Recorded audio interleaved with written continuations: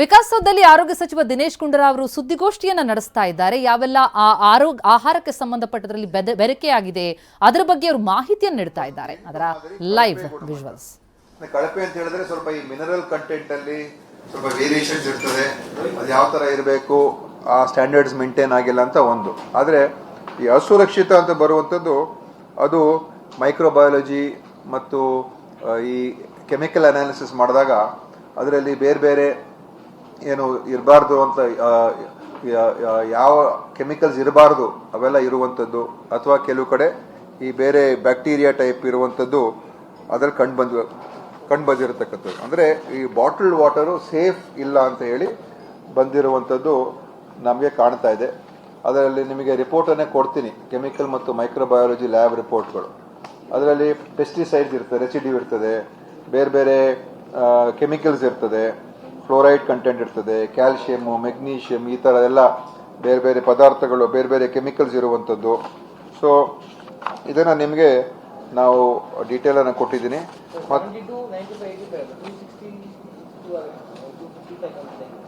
Abhi partnership firm start ಮಾಡಬೇಕಾ ಅಥವಾ private limited company start ಮಾಡಬೇಕಾ? ಕನ್ಫ್ಯೂಷನ್ ಯಾಕೆ? ಒಬ್ಬ ಎಕ್ಸ್ಪರ್ಟ್ ಜೊತೆ ಮಾತಾಡು. ಎಕ್ಸ್ಪರ್ಟಾ? ಎಲ್ಲಿ? Boss Vala. B the boss.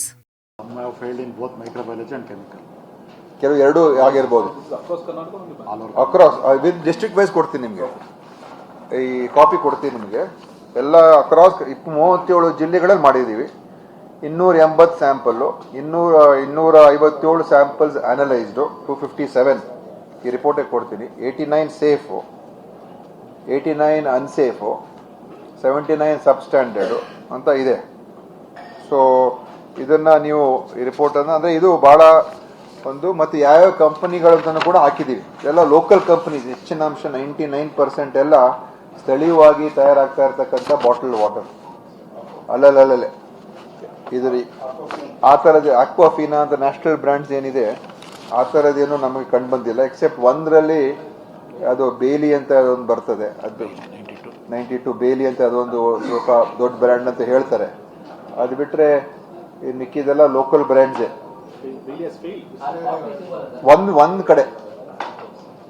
ಒಂದು ಕಡೆ ಫೇಲ್ ಆಗಿದೆ, ಸಬ್ಸ್ಟ್ಯಾಂಡರ್ಡ್ ಅಂತ ಬಂದಿದೆ.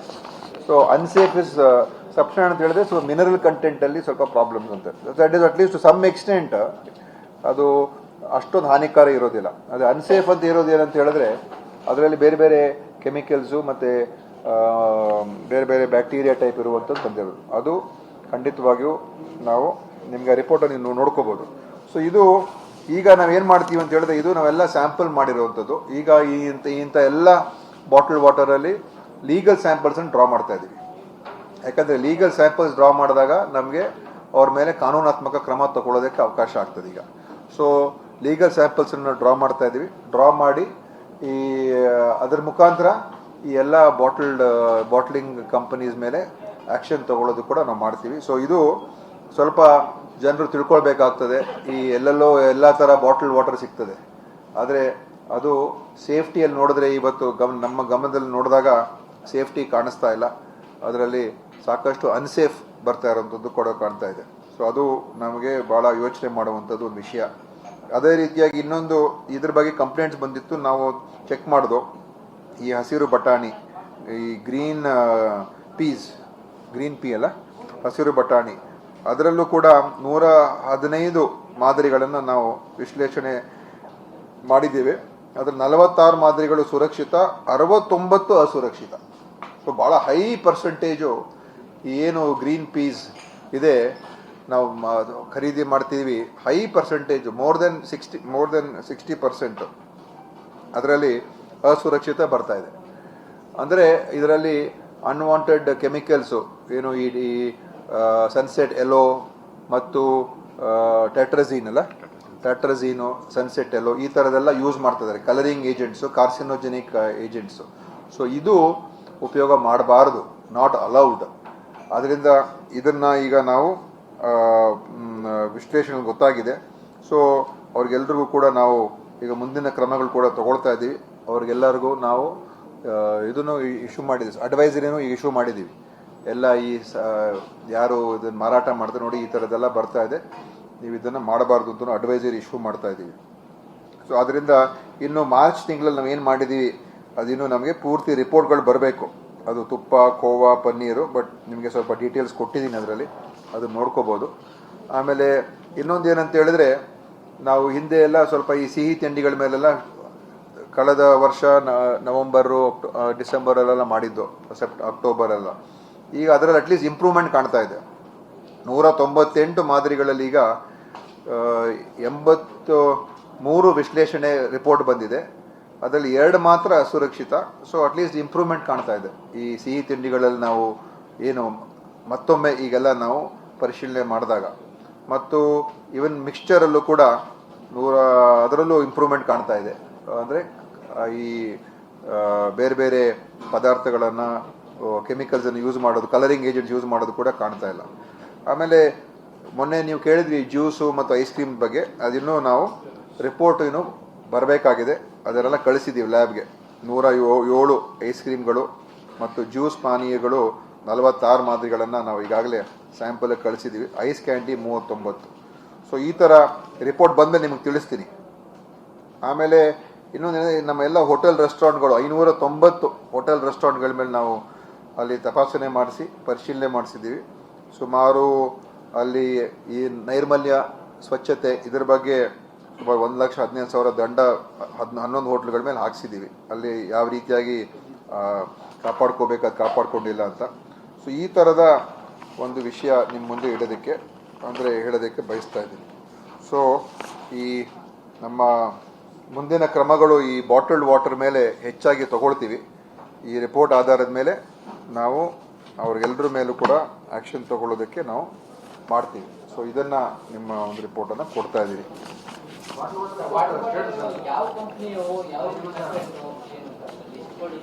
ಇದೆ ಕಾಪಿನೇ ಕೊಟ್ಬಿಡ್ತೀನಿ ನಿಮಗೆ. ಕಂಪನಿಗಳಿಗೆ ಈಗ ಲೀಗಲ್ ಸ್ಯಾಂಪಲ್, ಇದಕ್ಕೆ ಈಗ ಲೀಗಲ್ ತೆಗಿತಾರೆ, ಎಲ್ಲ ಲೀಗಲ್ ಸ್ಯಾಂಪಲ್ಸ್ ತೆಗೆದುಬಿಟ್ಟು ಎಲ್ಲ ಇವ್ರ ಮೇಲೆ ಕಾನೂನು ಕ್ರಮಗಳನ್ನು ಮಾಡ್ತೀವಿ. ಮಾರ್ಕೆಟಲ್ಲಿ ಇದೆ. ಅದೇ ನಾವು ಅವ್ರ ಮೇಲೆ ಈಗ ಇದು ಸರ್ವೆ ಸ್ಯಾಂಪಲ್ಗಳು. ಈಗ ಲೀಗಲ್ ಸ್ಯಾಂಪಲ್ ತೆಗಿತೀವಿ. ಲೀಗಲ್ ಸ್ಯಾಂಪಲ್ ತೆಗೆದು ಅವ್ರ ಮೇಲೆ ನಾವು ಕೇಸಸ್ ಬುಕ್ ಮಾಡ್ತೀವಿ.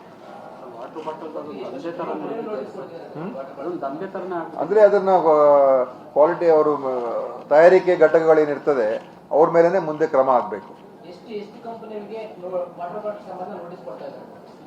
ಇಲ್ಲಿ ಸುಮಾರು ಕಂಪನಿಗಳಿದೆ, ಎಲ್ಲ ಬೇರೆ ಬೇರೆ ಕಂಪನಿಗಳೇ. 111 ಕೆಮಿಕಲ್, 69, 64 ಮೈಕ್ರೋಬಯಾಲಜಿ, 111 ಪ್ಲಸ್. ನೋಡಿ ಸುಮಾರು ಇದೆ. ಇದರಲ್ಲಿ ಬೇರೆ ಬೇರೆ ಬ್ರ್ಯಾಂಡ್ಸ್ ಕೆಲವು ಕಡೆ ರಿಪೀಟ್ ಆಗಿರ್ತದೆ, ಆಯಿತಾ. ಒಟ್ಟು 111 ವಾಟರ್ ಸ್ಯಾಂಪಲ್ಸಲ್ಲಿ ಅವ್ರದ್ದು ಸಬ್ ಸ್ಟ್ಯಾಂಡರ್ಡು ಅನ್ಸೇಫ್ ಬಂದಿರುವಂಥದ್ದು. ಆಮೇಲೆ ಕೆಮಿಕಲಲ್ಲಿ 64, ಮೈಕ್ರೋಬಯಾಲಜಿ ಇದರಲ್ಲಿ 64 ಅನ್ಸೇಫ್ ಬಂದಿರುವಂಥದ್ದು, ಆಯಿತಾ. ಇದರಲ್ಲಿ ಎಲ್ಲ ಕಂಪನಿಗಳ ಹೆಸರುಗಳು ಕೂಡ ಹಾಕ್ಬಿಟ್ಟಿದ್ದೀವಿ. ಯಾರ್ಯಾರ್ದಿದೆ ಅಂತ ನೀವೇ ನೋಡ್ಕೋಬೋದು. ಮತ್ತು ಮುಂದೆ ಇವ್ರ ಮೇಲೆಲ್ಲ ನಾವು ಆ್ಯಕ್ಷನ್ ತಗೊಳ್ಳೋದಕ್ಕೆ ಈಗ ನಾವು ಎಲ್ಲ ಲೀಗಲ್ ಸ್ಯಾಂಪಲ್ಸು ಡ್ರಾ ಮಾಡಿದ್ದೀವಿ. ಸೊ ಅಂದರೆ ಇದರಲ್ಲಿ ಭಾಳ ದೊಡ್ಡ ಪ್ರಮಾಣದಲ್ಲಿ ಅನ್ಸೇಫ್ ಇದೆ ಅಂತ ಒಂದು ಕಂಡು ಬಂದಿದೆ. ಈ ಎರಡರಲ್ಲಿ ಯಾವುದು ಬಾಟಲ್ ನೀರಲ್ಲಿ ಮತ್ತು ಈ ಹಸಿರು ಬಟಾಣಿ ದೊಡ್ಡ ಪ್ರಮಾಣದಲ್ಲಿ ಅನ್ಸೇಫ್ ಇದೆ. ಎಲ್ಲ ಕಡೆ ಗ್ರಾಮಾಂತರ ಪ್ರದೇಶ ಎಲ್ಲ ಸಣ್ಣ ಸಣ್ಣ ತಾಲೂಕಾ ಹೆಡ್ ಕ್ವಾರ್ಟರ್ಗಳಲ್ಲಿ, ಸಣ್ಣ ಸಣ್ಣ ಊರುಗಳಲ್ಲಿ ಸುಮ್ಮನೆ ಬಾಟ್ಲ್ಗಳು ಹಾಕ್ತಾರೆ, ನೀರು ನಾವು ಮಾಡಿದ್ದೀವಿ ಅಂತ ಹೇಳ್ತಾರೆ. ಅದೇ ಸರಿಯಾದ ಪ್ರಮಾಣದಲ್ಲಿ ಆಗ್ತಾ ಇಲ್ಲ. ಸೊ ಇದನ್ನು ನಾವು ಮುಂದೆ ಯಾವ ರೀತಿ ಕ್ರಮ ಬೇರೆ ಥರ ತಗೋಬೇಕು, ಈಗ ಲೀಗಲ್ ಸ್ಯಾಂಪಲ್ಸ್ ಡ್ರಾ ಮಾಡಿ ನಾವು ಇವನ್ ಇಂಡಸ್ಟ್ರೀಸ್ ಡಿಪಾರ್ಟ್ಮೆಂಟ್ ಜೊತೆನೂ ಕೂಡ ನಾವು ಮಾತಾಡಬೇಕಾಗ್ತದೆ. ಯಾಕಂದರೆ ಈ ಥರದವರು ಅನ್ಸೇಫ್ ಆಗಿ ಸರಿಯಾಗಿ ಮಾಡ್ತಾ ಇಲ್ಲ. ಸೊ ಪರ್ಮಿಷನ್ಸು ಅದ್ರ ಬಗ್ಗೆನೂ ಕೂಡ ಪರ್ಮಿಷನ್ಸ್ ಕ್ಯಾನ್ಸಲ್ ಮಾಡೋದಕ್ಕೆ ಮುಂದೆ ಅವ್ರ ಮೇಲೆ ಬೇರೆ ಬೇರೆ ಥರ ಕಂಟ್ರೋಲ್ ಬರೋ ಥರ ಆಗಬೇಕು. ಆದಷ್ಟು ಬೇಗನೆ. But we have to follow legal process follow ಮಾಡದೆ ಹೋದರೆ ಏನಾಗ್ತದೆ, ಅದು ಕೋರ್ಟಲ್ಲೆಲ್ಲ ಬಿದ್ದೋಗ್ತದೆ. ಸುಮ್ಮನೆ ನಾವೇನೋ ಹೇಳ್ತೀವಿ, ಆಮೇಲೆ ನಾವು ಮಾಡ್ತೀವಿ, ಆಮೇಲೆ ಕೋರ್ಟ್ ಏನೋ ಸ್ಟೇ ತರ್ತಾರೆ, ಆಮೇಲೆ ಹಂಗೆ ಇದಾಗುತ್ತೆ. ಇವಾಗ ಯಾವ್ದ್ಯಾವ್ದು ಇದು ನೋಡಿದ್ದೀವಿ ಅವ್ರದ್ದೆಲ್ಲ ನಾವು ಸೀಸ್ ಮಾಡ್ತೀವಿ, ಸೀಸ್ ಮಾಡ್ಕೊಂಡಿರ್ತೀವಿ, ಅದು ಓಕೆ. ಬಟ್ ನಾವು ಟೋಟಲಿ ಅವ್ರನ್ನ ಮ್ಯಾನುಫ್ಯಾಕ್ಚರಿಂಗ್ನ ಸೀಸ್ ಮಾಡೋಕ್ಕಾಗಲ್ಲ. ಈಗ ನಾವು ಲೀಗಲ್ ಸ್ಯಾಂಪಲ್ಸ್ ಡ್ರಾ ಮಾಡಿ ಆಮೇಲೆ ಅವ್ರ ಮೇಲೆ ಕೇಸ್ ಬುಕ್ ಮಾಡ್ತೀವಿ. ಕೇಸ್ ಬುಕ್ ಮಾಡಿಬಿಟ್ಟು ಅಲ್ಲಿ ನಾವು ಕೋರ್ಟ್ ಮುಖಾಂತರ ಆದೇಶಗಳು ಹೊರಗೆ ತರಬೇಕು. ಬಂಡವಾಳ ಮಾಡ್ಕೊಂಡಿರೋ ಕೆಲ ಕಂಪನಿಗಳು ಬಾಟ್ಲುಗಳನ್ನ ಕ್ಲೀನ್ ಮಾಡ್ತಾರೆ, ISI ವಿತೌಟ್ ISI ಬಾಟಲ್ ಮಾರಾಟ ಮಾಡ್ತಾರೆ. ಈ ಸಂದರ್ಭದಲ್ಲಿ ನೀವು ಆಕ್ಷನ್ ತಗೊಳ್ಳಿಲ್ಲ ಅಂತ? ಅದೇ ಆ್ಯಕ್ಷನ್ ತೊಗೊಳ್ತಾ ಇದ್ದೀವಿ ತಾನೆ, ಅದೇ ನಾನು ಹೇಳ್ತಾ ಇರೋದು, ಆ್ಯಕ್ಷನ್ ತೊಗೊಳ್ತಾ ಇದ್ದೀವಿ. ಇದನ್ನು ತಾರ್ಕಿಕವಾಗಿ ತೊಗೊಂಡೋಗ್ಬೇಕು. ಸುಮ್ಮನೆ ನಾವು ಹೋಗ್ಬಿಟ್ಟು ಅವ್ರನ್ನ ಫ್ಯಾಕ್ಟ್ರಿ ಮುಚ್ಚಕ್ಕಾಗಲ್ಲ. ನಾನು ಏಕಾಏಕಿ ಮುಚ್ಚಕ್ಕೆ ಹೋದರೆ ನಾಳೆ ಅವರು ಮತ್ತೆ ಇನ್ನೊಂದು ಆರ್ಡರ್ ತೊಗೊಂಬಂದು ಓಪನ್ ಮಾಡ್ತಾರೆ. Okay, whatever we have done, this will be including. Okay, so basically we have done a lot of sampling and survey on various drugs and other food products. Yes, ಆರೋಗ್ಯ ಸಚಿವ ದಿನೇಶ್ ಗುಂಡೂರಾವ್ ಮಾಹಿತಿ ಕೊಡ್ತಾ ಇದ್ದಾರೆ. ನಾವು ಖರೀದಿಸುವಂತಹ ಪನ್ನೀರ್ ಇರಬಹುದು, ಕೋವಾ ಇರಬಹುದು, ವಾಟರ್ ಬಾಟಲ್ ಇರಬಹುದು, ಯಾವುದು ಸೇಫ್ ಅಲ್ವಾ ಹಾಗಿದ್ರೆ? ಯಾಕಂದ್ರೆ ಪರೀಕ್ಷೆಗಳಾಗಿದೆ, ಅದರಲ್ಲಿ 296 ಕುಡಿಯೋ ನೀರಿನ ಬಾಟಲ್ ಮಾದರಿಗಳ ಟೆಸ್ಟಿಂಗ್ ನಡೆದಿದ್ದು 72 ಸುರಕ್ಷಿತ ಅಂತ ವರದಿ ಬಂದಿದ್ರೆ 95 ಮಾದರಿಗಳು ಅಸುರಕ್ಷಿತ ಅಂತ ವರದಿ ಬಂದಿದೆ. ಇದರ ಮೇಲೆ ಕ್ರಮವನ್ನ ಕೈಗೊಳ್ತೀವಿ. ಈಗಾಗಲೇ ಅಲ್ಲಿ ಯಾವೆಲ್ಲ ಬಾಟಲ್ಗಳು ಅಸುರಕ್ಷಿತ ಅಂತ ಆಗಿದೆಯೋ ಅದನ್ನು ಸೀಸ್ ಮಾಡಿದ್ದೀವಿ. ಆದರೆ ಅದಾದ ಮೇಲೆ ಲೀಗಲ್ ಆಕ್ಷನ್ಗಳನ್ನು ತೆಗೆದುಕೊಳ್ತಾ ಹೋಗಬೇಕಾಗತ್ತೆ. ಜೊತೆಗೆ 88 ಮಾದರಿಗಳು ಕಳಪೆ ಗುಣಮಟ್ಟ ಅಂತ ವರದಿಯಾಗಿದೆ. ಬರೀ ವಾಟರ್ ಬಾಟಲ್ ಅಷ್ಟೇ ಅಲ್ಲ, ಕುಡಿಯೋ ನೀರು ಅಷ್ಟೇ ಅಲ್ಲ, ತುಪ್ಪದ 49 ಮಾದರಿಯನ್ನು ಸಂಗ್ರಹಿಸಿ ಪರೀಕ್ಷೆಯನ್ನು ನಡೆಸಲಾಗಿದೆ. ಪನ್ನೀರ್ನ 231 ಮಾದರಿಗಳನ್ನು ಟೆಸ್ಟ್ ಮಾಡಲಾಗಿದೆ. ಅಲ್ಲಿ ತುಪ್ಪದಲ್ಲಿ 6 ಮಾದರಿಯನ್ನು ವಿಶ್ಲೇಷಣಾ ಪೂರ್ವ ಅಲ್ಲಿ ಅದರ ಸುರಕ್ಷಿತವಾಗಿದೆಯಾ ಇಲ್ಲೋದ್ರ ಬಗ್ಗೆ ಪರೀಕ್ಷೆಯನ್ನು ನಡೆಸಲಾಗಿದೆ. ಕೋವಾಗಳ ಪರೀಕ್ಷೆಯಾಗಿದೆ. ಕೋವಾದ 43 ಮಾದರಿಯನ್ನು ಸಂಗ್ರಹ ಮಾಡಿ ಟೆಸ್ಟ್ ಮಾಡಿದ್ದಾರೆ. ಈ ರೀತಿ ವಿವಿಧ ಆಹಾರ ಪದಾರ್ಥಗಳ ಸುರಕ್ಷತೆಯ ಕುರಿತಂತೆ ಈಗ ಆರೋಗ್ಯ ಇಲಾಖೆ ಒಂದು ದಿಟ್ಟ ಕ್ರಮವನ್ನು ನಡೆಸ್ತಾ ಇದೆ. ಈ ಹಿಂದೆ ಕೂಡ ನಾವು ಗಮನಿಸಿದ್ವಿ, ಸಾಕಷ್ಟು ಆಹಾರ ಪದಾರ್ಥಗಳಲ್ಲಿ ಕಳಪೆ ಗುಣಮಟ್ಟ ಇದೆ ಅನ್ನೋದನ್ನು ಪರೀಕ್ಷೆಯ ಮೂಲಕ ತಿಳಿಪಡಿಸಲಾಗಿತ್ತು. ಅದರಲ್ಲೂ ಕೂಡ ಹಸಿವಟಾಣಿ, ಈಗ ಕೋವಾದಲ್ಲೂ ಕಲಬೆರಕೆಯಾಗಿದೆ ಅನ್ನೋದು ಗೊತ್ತಾಗ್ತಾ ಇದೆ. ಜೊತೆಗೆ ವಾಟರ್ ಬಾಟಲ್ ಅಲ್ಲಿ ಬ್ರ್ಯಾಂಡೆಡ್ ಯಾವುದು, ಅನ್ಬ್ರ್ಯಾಂಡೆಡ್ ಯಾವುದು ಗಮನಿಸದೆ ನೀರಿನ ಬಾಟಲ್ ಅಂತ ತಕ್ಷಣ ನಾವು ಖರೀದಿ ಮಾಡಿಬಿಡ್ತೀವಿ. ಆದರೆ ಎಲ್ಲವೂ ಸುರಕ್ಷಿತ ಅಲ್ಲ ಅನ್ನೋದನ್ನು ತಿಳಿಸ್ತಾ ಇದೆ ಈ ಪರೀಕ್ಷೆ. ಕೋವಾದ 3 ಮಾದರಿ ಕಳಪೆ ಗುಣಮಟ್ಟದ್ದು ಅಂತ ಈವರೆಗಿನ ಪರೀಕ್ಷೆಯಲ್ಲಿ ಗೊತ್ತಾಗಿದೆ. 6 ಮಾದರಿ ಅಸುರಕ್ಷಿತ ಅಂತ ವರದಿ ಬಂದಿದೆ. 296 ಕುಡಿಯೋ ನೀರಿನ ಬಾಟಲ್ಗಳನ್ನು ಪರೀಕ್ಷೆ ಮಾಡಲಾಯಿತು. ಅದರಲ್ಲಿ 72 ಮಾದರಿಗಳು ಮಾತ್ರ ಸುರಕ್ಷಿತ ಅನ್ನೋದು ಗೊತ್ತಾಗಿದೆ. ಆದರೆ 95 ಮಾದರಿಗಳು ಅಸುರಕ್ಷಿತ ಎನ್ನುವುದು ವರದಿಯಲ್ಲಿ ಉಲ್ಲೇಖ ಆಗಿದೆ. ಇನ್ನು 88 ಮಾದರಿಗಳಂತೂ ಕಳಪೆ ಗುಣಮಟ್ಟದ್ದು. ಖಾರಕ್ಕೂ ಕಲಬೆರಕೆ ಮಿಕ್ಸ್ಚರ್. ಐಸ್ ಕ್ರೀಮ್ಗಳಲ್ಲೂ ಕೂಡ ಅಪಾಯಕಾರಿ ರಾಸಾಯನಿಕಗಳು. 92 ಐಸ್ ಕ್ರೀಮ್ ಘಟಕಗಳಿಗೆ ಈಗ ನೋಟಿಸ್ ಕೊಡಲಾಗ್ತಾ ಇದೆ. ಐಸ್ ಕ್ರೀಮ್ಗಳಲ್ಲಿ ಅಪಾಯಕಾರಿ ರಾಸಾಯನಿಕವನ್ನು ಬಳಕೆ ಮಾಡಲಾಗ್ತಾ ಇದೆ ಅನ್ನೋದು ಪರೀಕ್ಷೆ ಮೂಲಕ ತಿಳಿದುಪಡ್ತಾ ಇದೆ. 92 ಐಸ್ ಕ್ರೀಮ್ ಘಟಕಗಳಿಗೆ ನೋಟಿಸ್ ಅನ್ನು ಕೊಡಲಾಗಿದೆ. ತಯಾರಿಕಾ ಘಟಕಗಳಲ್ಲಿ ಲೋಪ ಬಂದ ಹಿನ್ನೆಲೆಯಲ್ಲಿ ಅವಕ್ಕೆ ನೋಟಿಸ್ ಅನ್ನ ನೀಡಲಾಗಿರುವಂಥದ್ದು. 38,000 ರೂಪಾಯಿ ದಂಡ ವಿಧಿಸಲಾಗಿದೆ. ಅಪಾಯಕಾರಿ ರಾಸಾಯನಿಕವನ್ನು ಬಳಕೆ ಮಾಡಿಕೊಳ್ತಾ ಇದ್ದಾರೆ ಅಂತ 92 ಐಸ್ ಕ್ರೀಮ್ ಘಟಕಗಳಿಗೆ ಈಗ ಇಲಾಖೆಯಿಂದ ನೋಟಿಸ್ ಜಾರಿ. ಅಂದರೆ ತಯಾರಿಕಾ ಘಟಕ ಏನಿರುತ್ತೆ ಅಲ್ಲೇ ಲೋಪ ಆಗಿದೆ, ಆ ಹಿನ್ನೆಲೆಯಲ್ಲಿ ನೋಟಿಸ್ ಕೊಡಲಾಗಿದೆ. ಇನ್ನು 6 ಐಸ್ ಕ್ರೀಮ್ ಘಟಕಗಳಿಗೆ 38,000 ರೂಪಾಯಿ ದಂಡ ಕೂಡ ಹಾಕಿದ್ದಾರೆ. ತಿನ್ನೋ ಐಸ್ ಕ್ರೀಮ್ ಕೂಡ ಸೇಫ್ ಅಲ್ಲ ಅನ್ನೋದು ಈಗ ಪರೀಕ್ಷೆಯಿಂದ ಗೊತ್ತಾಗ್ತಾ ಇದೆ. ಕುಡಿಯೋ ನೀರಿನ ವಾಟರ್ ಬಾಟಲ್, ಕೋವಾ, ತುಪ್ಪ, ಐಸ್ ಕ್ರೀಮ್, ಹೀಗೆ ವಿವಿಧ ಆಹಾರ ಪದಾರ್ಥಗಳು ಎಷ್ಟು ಸುರಕ್ಷಿತ ಅನ್ನೋದನ್ನು ಟೆಸ್ಟಿಂಗ್ ಮಾಡುವಂತಹ ಕಾರ್ಯಕ್ಕೆ ಇಲಾಖೆ ಮುಂದಾದಾಗ ಗೊತ್ತಾದದ್ದು ಏನು ಅನ್ನೋದರ ಮಾಹಿತಿಯನ್ನು ಸಚಿವ ದಿನೇಶ್ ಗುಂಡೂರಾವ್ ಸುದ್ದಿಗೋಷ್ಠಿ ನಡೆಸಿ ತಿಳಿಸಿದ್ದಾರೆ. 92 ಐಸ್ ಕ್ರೀಮ್ ಘಟಕಗಳಿಗೆ ನೋಟಿಸ್ ಕೊಟ್ಟಿರುವುದಾಗಿ ಆರೋಗ್ಯ ಸಚಿವ ದಿನೇಶ್ ಗುಂಡೂರಾವ್ ಸುದ್ದಿಗೋಷ್ಠಿ ನಡೆಸಿ ಹೇಳಿಕೆಯನ್ನು ಕೊಟ್ಟಿದ್ದಾರೆ. ಇನ್ನು ಮುಂದಿನ ಹೆಜ್ಜೆ ಇಡಲಾಗುತ್ತೆ. ಕೇವಲ ಆಹಾರ ಅಷ್ಟೇ ಅಲ್ಲ, ಔಷಧಿ ಮಳಿಗೆಗಳಲ್ಲೂ ಕೂಡ ವೀಕ್ಷಣೆ ಮಾಡಲಾಗ್ತಾ ಇದೆ. ಐಸ್ ಕ್ರೀಮ್ಗಳಲ್ಲೂ ಕೂಡ ಅಪಾಯಕಾರಿ ರಾಸಾಯನಿಕ ಬಳಕೆ ಮಾಡ್ತಾ ಇರೋದು ಗೊತ್ತಾಗಿದೆ. ನಿಯಮ ಉಲ್ಲಂಘಿಸಿರುವಂತಹ ಸಂಸ್ಥೆಗಳ ಪರವಾನಗಿಯನ್ನು ಅಮಾನತು ಮಾಡಲಾಗ್ತಾ ಇದೆ. ಈ ಬಗ್ಗೆ ಆರೋಗ್ಯ ಸಚಿವರು ಸುದ್ದಿಗೋಷ್ಠಿ ನಡೆಸಿ ಮಾಹಿತಿಯನ್ನು ತಿಳಿಸಿದ್ದಾರೆ. ವಿಶೇಷವಾಗಿ ನಾವು ಈ ಕುಡಿಯ ನೀರಿನ ಘಟಕಗಳ ಮೇಲೆ ಅಂದರೆ ಬಾಟಲ್ಗಳ ಮೇಲೆ ಘಟಕಗಳಲ್ಲ ಬಾಟಲ್ಗಳ ಮೇಲೆ ನಾವು ತಪಾಸಣೆಯನ್ನು ಮಾಡಿಸಿದ್ದು. ಇದು ಫೆಬ್ರವರಿ ತಿಂಗಳಲ್ಲಿ ಮಾಡಿದ್ದು. ಸುಮಾರು 296 ಮಾದರಿಗಳನ್ನು ನಾವು ತೆಗೆದು ಈ ವಿಶ್ಲೇಷಣೆ ಮಾಡಿದಾಗ ಅದರಲ್ಲಿ 255 ಮಾದರಿಗಳು ಈಗಾಗಲೇ 296ರಲ್ಲಿ 255 ಪೂರ್ಣಗೊಂಡಿದೆ. ಅದರಲ್ಲಿ ಕೇವಲ 72 ಮಾತ್ರ ಸುರಕ್ಷಿತ ಅಂತ ಬಂತು. 95 ಮಾದರಿಗಳು ಅಸುರಕ್ಷಿತ, ಅಂದರೆ ಅನ್ಸೇಫ್, ಈ ಬಾಟಲ್ಡ್ ವಾಟರ್ ಅನ್ಸೇಫ್ ಅಂತ ಬಂದಿದೆ. ಮತ್ತು 88 ಮಾದರಿ ಕಳಪೆ ಗುಣಮಟ್ಟ. ಕಳಪೆ ಅಂತ ಹೇಳಿದ್ರೆ ಸ್ವಲ್ಪ ಈ ಮಿನರಲ್ ಕಂಟೆಂಟಲ್ಲಿ ಸ್ವಲ್ಪ ವೇರಿಯೇಷನ್ಸ್ ಇರ್ತದೆ, ಅದು ಯಾವ ಥರ ಇರಬೇಕು, ಆ ಸ್ಟ್ಯಾಂಡರ್ಡ್ಸ್ ಮೇಂಟೈನ್ ಆಗಿಲ್ಲ ಅಂತ ಒಂದು. ಆದರೆ ಈ ಅಸುರಕ್ಷಿತ ಅಂತ ಬರುವಂಥದ್ದು ಅದು ಮೈಕ್ರೋಬಯಾಲಜಿ ಮತ್ತು ಈ ಕೆಮಿಕಲ್ ಅನಾಲಿಸಿಸ್ ಮಾಡಿದಾಗ ಅದರಲ್ಲಿ ಬೇರೆ ಬೇರೆ ಏನು ಇರಬಾರ್ದು ಅಂತ ಯಾವ ಕೆಮಿಕಲ್ಸ್ ಇರಬಾರ್ದು ಅವೆಲ್ಲ ಇರುವಂಥದ್ದು, ಅಥವಾ ಕೆಲವು ಕಡೆ ಈ ಬೇರೆ ಬ್ಯಾಕ್ಟೀರಿಯಾ ಟೈಪ್ ಇರುವಂಥದ್ದು ಅದರಲ್ಲಿ ಕಂಡು ಬಂದಿರತಕ್ಕಂಥದ್ದು. ಅಂದರೆ ಈ ಬಾಟಲ್ಡ್ ವಾಟರು ಸೇಫ್ ಇಲ್ಲ ಅಂತ ಹೇಳಿ ಬಂದಿರುವಂಥದ್ದು ನಮಗೆ ಕಾಣ್ತಾ ಇದೆ.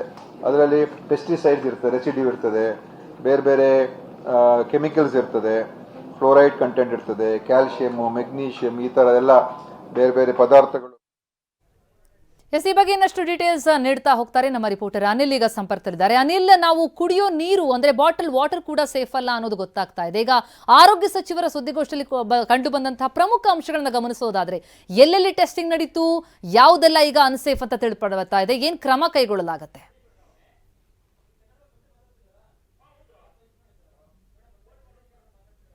ಎಸ್, ಆರೋಗ್ಯ ಸಚಿವರು ಇನ್ನಷ್ಟು ಮಾಹಿತಿಗಳನ್ನು ತಿಳಿಸ್ತಾ ಇದ್ದಾರೆ. ಅದರ ಲೈವ್ ನೋಡೋಣ. ಸುರಕ್ಷಿತ ಅಂತ ಇದೆ, 2 ಅಸುರಕ್ಷಿತ ಅಂತ ಇದೆ. ಇನ್ನು 200 ಮೇಲೆ ಇನ್ನು ವಿಶ್ಲೇಷಣೆ ಬರಬೇಕು. ಇನ್ನು ಬರೋ ತಿಂಗಳಿಗೆಲ್ಲ ರಿಪೋರ್ಟ್ ಇರ್ತದೆ. Just moving away from this topic, sir. Supreme Court has observed that governor cannot sit on bills because Karnataka also the same has happened. Tamil Nadu had moved the Supreme Court against governor sitting on the bills. Supreme Court has wrapped the governor saying that you can't sit on bills and no veto on cancelling. When the assembly has passed it, you will have to do your due diligence and pass it. A maximum period of 30 days is what is given. DMK is celebrating. Is Karnataka also taking up the same legal route if at all the governor sends back the bills? Well, now that Supreme Court has said this, I think this is a clear-cut direction to all governors not to exceed their brief. They should not try to interfere in the administration of the state, regular administration of the state. When special situation arises, that's when governors have to play a role. And for every bill, if there is any genuine concern, they have every right to send it back to government for a explanation or for a verification. But they cannot sit on legislations. And we have seen governors in Tamil Nadu, Karnataka, Kerala, and wherever opposition ruled states are there, how badly they have behaved, how they have been misused by the Modi government.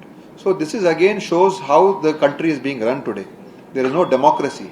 Somebody ತಿನ್ನೋ ಅನ್ನ, ಅದರಲ್ಲೂ ನೀರಿನ bottle, ಇದು ಕೂಡ ಹಾಗಿದ್ರೆ ಈಗ ಕಲಬೆರಕೆನಾ? ಇದು ಆಹಾರ ಇಲಾಖೆ ಈಗ ಈ ಬಗ್ಗೆ ಟೆಸ್ಟಿಂಗ್ ನಡೆಸಿದಾಗ ಗೊತ್ತಾಗ್ತಾ ಇರುವಂತಹ ವಿಚಾರ. ಅದರಲ್ಲೂ ಐಸ್ ಕ್ರೀಮ್ನಲ್ಲಿ 6 ಐಸ್ ಕ್ರೀಮ್ ಘಟಕಗಳಿಗೆ 38,000 ರೂಪಾಯಿ ದಂಡ ಹಾಕಿದ್ದಾರೆ. ಯಾಕಂದ್ರೆ ಅಲ್ಲಿ ರಾಸಾಯನಿಕಗಳ ಬಳಕೆಯಾಗ್ತಾ ಇದೆ, ಅಪಾಯಕಾರಿ ರಾಸಾಯನಿಕಗಳ ಬಳಕೆಯಾಗಿರುವಂಥದ್ದು. ಜೊತೆಗೆ ಕೋವಾದಲ್ಲೂ ಕೂಡ ಕಲಬೆರಕೆಯಾಗಿದೆ. ಇದೆಲ್ಲವನ್ನ ಕೂಡ ಸುದ್ದಿಗೋಷ್ಠಿ ನಡೆಸಿ ದಿನೇಶ್ ಗುಂಡೂರಾವ್ ಹೇಳಿಕೆಯನ್ನು ಕೊಟ್ಟಿದ್ದಾರೆ. ಈ ಹಿಂದೆ ಕೂಡ ಇಲಾಖೆಯಿಂದ ಸಾಕಷ್ಟು ಟೆಸ್ಟಿಂಗ್ಗಳು ನಡೆದದ್ದನ್ನು ನಾವು ನೋಡಿದ್ವಿ. ಈಗ ಐಸ್ ಕ್ರೀಮ್, ಕೋವಾ ಇವೆಲ್ಲವೂ ಕೂಡ ಕಲಬೆರಕೆಯಾಗೋದು ಗೊತ್ತಾಗ್ತಾ ಇದೆ.